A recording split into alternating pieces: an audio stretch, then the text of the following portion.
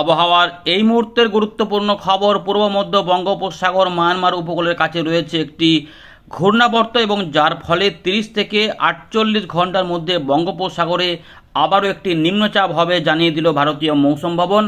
অর্থাৎ যেটা আমরা বুঝতে পারছি যে এবারে একটা আবারও কিন্তু উত্তর বঙ্গোপসাগর এবং উত্তর পূর্ব বঙ্গোপসাগর ঝড়ের দিকে আবার যাবে। অর্থাৎ মৎস্যজীবীদের কিন্তু 4 থেকে 6 এই সময়কালে বা 3 থেকে 4 আমরা দেখে নিচ্ছি একটা কিন্তু সতর্কতা জারি হওয়ার সম্ভাবনা এই মুহূর্তে আবার দেখা যাচ্ছে এবং যার ফলে কিছু অংশে বৃষ্টিপাত আসতে পারে। তবে ঘূর্ণিঝড় মন্থার শেষাংশ ইতিমধ্যে আপনারা দেখতে পাচ্ছেন সরাসরি পূর্ব বিহার এর পাশাপাশি আমাদের উত্তরবঙ্গের জেলাগুলিতে প্রবেশ করে গেছে এবং সেখানে ঝোড়ো হাওয়া সমেত বৃষ্টিপাতও শুরু হয়েছে এবং বেশ কিছু অংশে বৃষ্টিপাত দেখা যাচ্ছে এবং ভালো মেঘও কিন্তু আস্তে আস্তে রয়েছে। বজ্র গর্ভ মেঘে বৃষ্টিপাত চালু রয়েছে।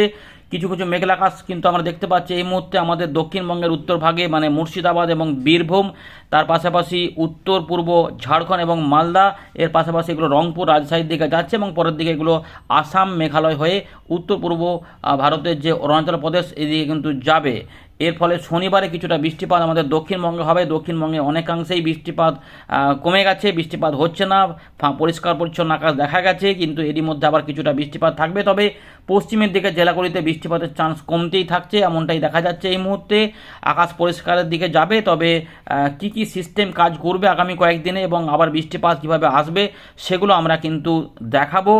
ইতিমধ্যে আপনার এলাকায় যদি বিশেষ করে যারা উত্তরবঙ্গ থেকে দেখছেন, জলপাইগুড়ি, আলিপুরদুয়ার, কোচবিহার, উত্তর দক্ষিণ দিনাজপুর, মালদা, আপনার এলাকায় ঝড় বৃষ্টি হয়েছে কিনা, বৃষ্টিপাত জোরালো হচ্ছে কিনা, বিক্ষিপ্ত ভারী বৃষ্টিপাত হচ্ছে কিনা অবশ্যই জানাবেন। এর পাশাপাশি রংপুর, রাজশাহী এবং আসাম থেকে যারা দেখছেন পশ্চিমের দিকে গোয়ালপাড়া, গুয়াহাটি ওই দিকে যারা দেখছেন, আপনার এলাকায় আকাশ পরিস্থিতি কেমন দেখতে পাচ্ছেন জানাবেন। দক্ষিণবঙ্গে কি ইতিমধ্যে আপনারা পরিষ্কার পরিচ্ছন্ন আকাশ পাচ্ছেন এবং বৃষ্টিপাত পাচ্ছেন না এমনটাই দেখছেন এবং একটু ভ্যাবসা গরমটা আছে এমনটা মনে করছেন, তাহলে অবশ্যই কমেন্টে জানাবেন। ইতিমধ্যে ঘূর্ণিঝড় মন্থার প্রভাবে বেশ কিছু অংশে বাংলার চাষের কিন্তু কিছুটা ক্ষয়ক্ষতি আমরা দেখেছি। ধান গাছ ইতিমধ্যে শুয়ে পড়েছিল এবং ফসলে কিছু কিছু ক্ষতি দেখা গেছে। তবে উত্তরবঙ্গের চাষি ভাইদের যে সতর্কতা দেওয়া রয়েছে 1 তারিখ পর্যন্ত, সেটা কিন্তু রয়েছে। রেড অ্যালার্ট জারি করা রয়েছে উত্তরবঙ্গের জেলাগুলিতে, বিশেষ করে দার্জিলিং, কালিম্পং, জলপাইগুড়ি এবং আলিপুরদুয়ার, বাকি অংশে কমলা সতর্কতা। চলুন আমরা এখানে ফেরত আসছি, আমরা একবার দেখে নিই আবহাওয়া দপ্তরের লেটেস্ট আপডেটটা, তারপর আমরা এখান থেকে শুরু করব। দেখতে থাকুন। আমরা এখন আপনাদের দেখাবো যে ভারতীয় মৌসুম ভবনের মাসের শেষ দিন 31শে অক্টোবরে প্রকাশ করা লেটেস্ট গুরুত্বপূর্ণ আপডেট। পূর্ব ভারত, মধ্য ভারতে কী পরিস্থিতি, শুধুমাত্র 31 তারিখ এবং 1 তারিখ পর্যন্ত বৃষ্টিপাত সম্ভাবনা। 1 তারিখ পর্যন্ত উত্তরবঙ্গ এবং বিহার এখানে কিন্তু কিছুটা ভারী বৃষ্টিপাত সম্ভাবনা এবং অতি ভারী বৃষ্টিপাত 31 থেকে 1 তারিখ সকালের মধ্যে বলা হয়েছিল।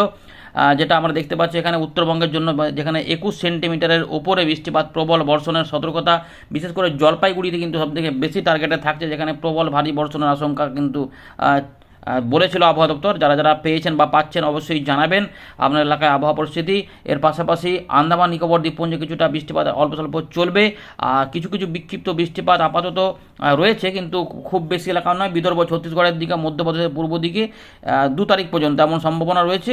আগামী 5 দিনে যেটা হবে নভেম্বর মাসে, যেটা হবে পশ্চিম মধ্যপ্রদেশে কিছু কিছু অংশে বিক্ষিপ্ত বৃষ্টিপাত হতে পারে।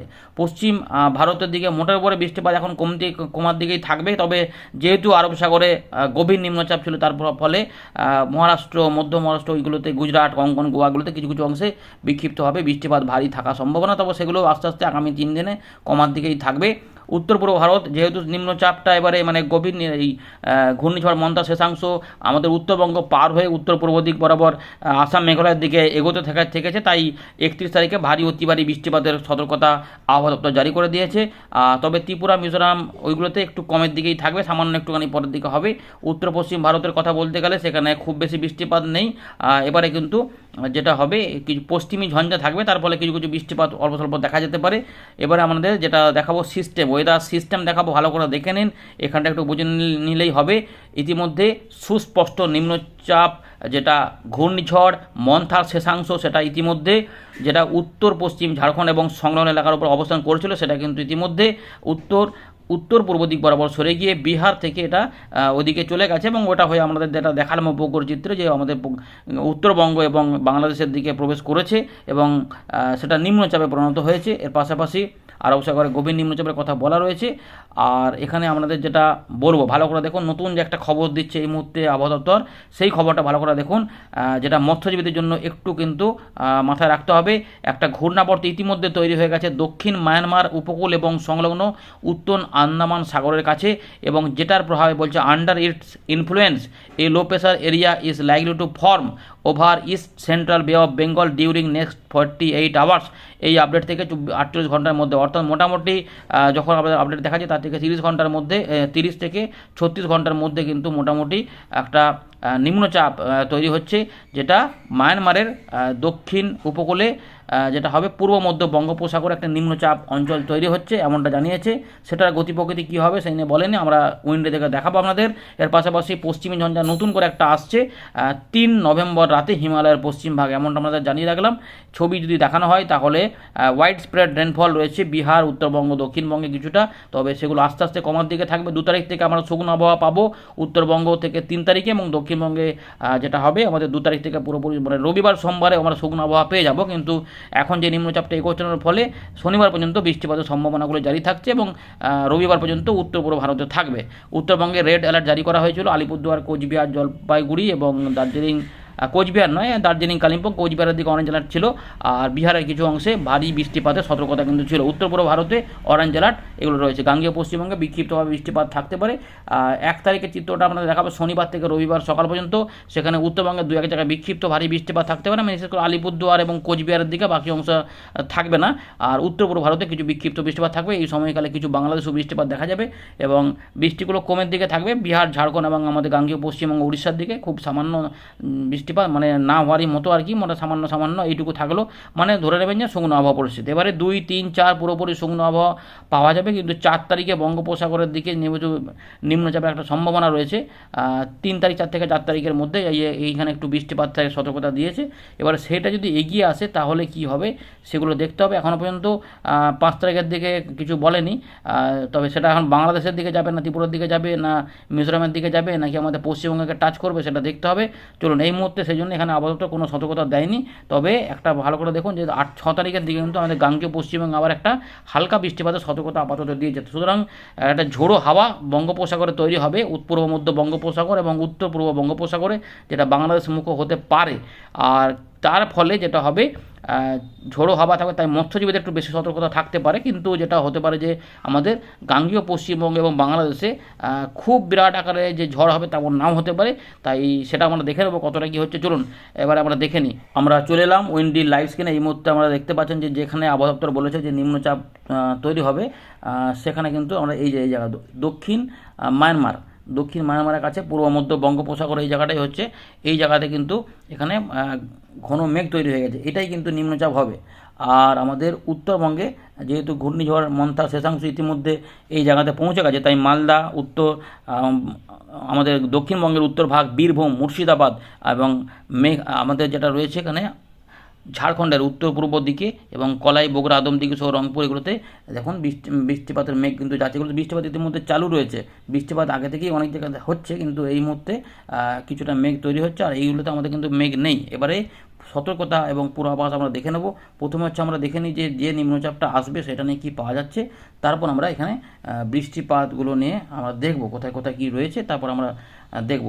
এই মুহূর্তে আমরা যেটা দেখতে পাচ্ছি বঙ্গোপসাগরে কিন্তু পূর্ব মধ্য বঙ্গোপসাগর সংলগ্ন এলাকাতে একটা ঘূর্ণি পাওয়া যাচ্ছে।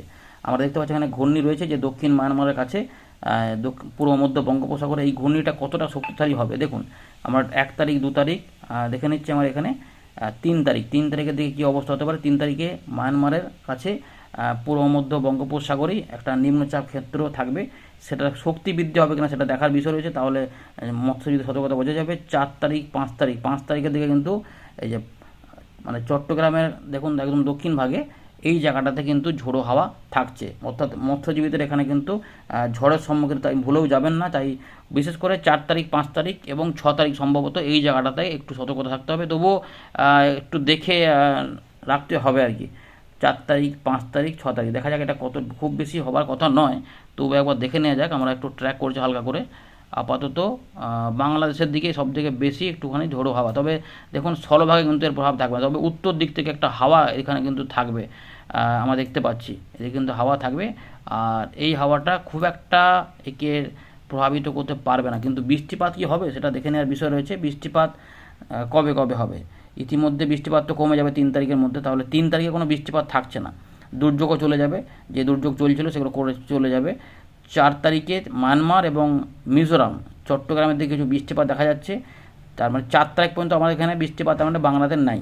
এবার 4 তারিখের পর থেকে মানে রাত্রের দিক থেকে ত্রিপুরা, মিজোরাম, দক্ষিণ চট্টগ্রাম এবং তার পাশাপাশি বরিশাল এদিকে কিন্তু মেঘ হবে এবং এখানে বৃষ্টিপাত, এবং আসাম মেঘালয়েও কিছু পূর্ব দিকে মানে এই দিকটাতে দক্ষিণ আসাম সহ এই দিকটাতে কিছু বৃষ্টিপাতের ইঙ্গিত পাওয়া যাচ্ছে।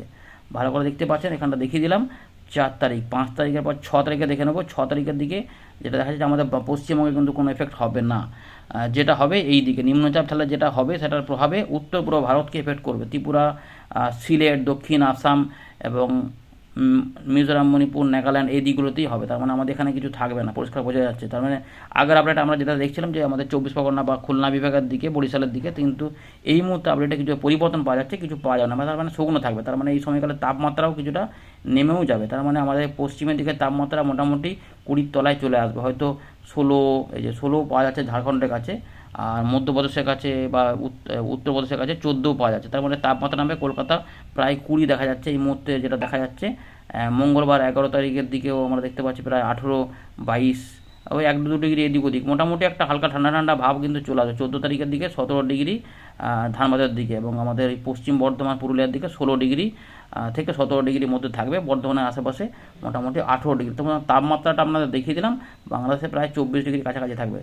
ধীরে ধীরে আর কি আসছে। আর এবারে আমরা এখন যেটা পরিস্থিতি সেটা দেখব। ইতিমধ্যে গভীর এই নিম্নচাপ যখন এগিয়ে গেছে, তার ফলে বৃষ্টিপাত যেটা শুরু হয়েছে, তার ফলে আমরা দেখতে পেলাম যে এই জায়গাতে কিছুটা মেঘ ছিল, এবং সেটা দেখা যাচ্ছে যে রাত থেকে সকাল পর্যন্ত সময়ের মধ্যে উত্তরবঙ্গ এবং বিহারের পূর্ব দিকে ভারী বৃষ্টিপাত, অতি ভারী বৃষ্টিপাত এবং এক্সট্রিম হেভি রেনফলের যে সতর্কতা সেগুলো কিন্তু সেগুলো দিয়েছে আবহাওয়া দপ্তর, এবং সেই ব্যাপারটা এখানে লক্ষ্য করা যাচ্ছে যে বৃষ্টিপাত প্রবল। এবং বাংলাদেশের রংপুর বিভাগে ঠাকুরগাঁও, পঞ্চগড়, বোদা, গোড়াঘাট, চররাজিপুর, এখানে লালমনিরহাট, বালুরঘাট, আমাদের কিষানগঞ্জ রয়েছে বিহারের, এবং ইসলামপুর রয়েছে উত্তর দিনাজপুরের, এই জায়গাগুলো কিন্তু করণদিঘি রয়েছে, রায়গঞ্জ রয়েছে, গঙ্গারামপুর রয়েছে, মালদা, পোরশা, গোমস্তাপুর, নবাবগঞ্জ, ধুলিয়ান, জঙ্গিপুর, রামপুরহাট, আজিমগঞ্জ কাছাকাছি এই জায়গাগুলোতে থাকবে।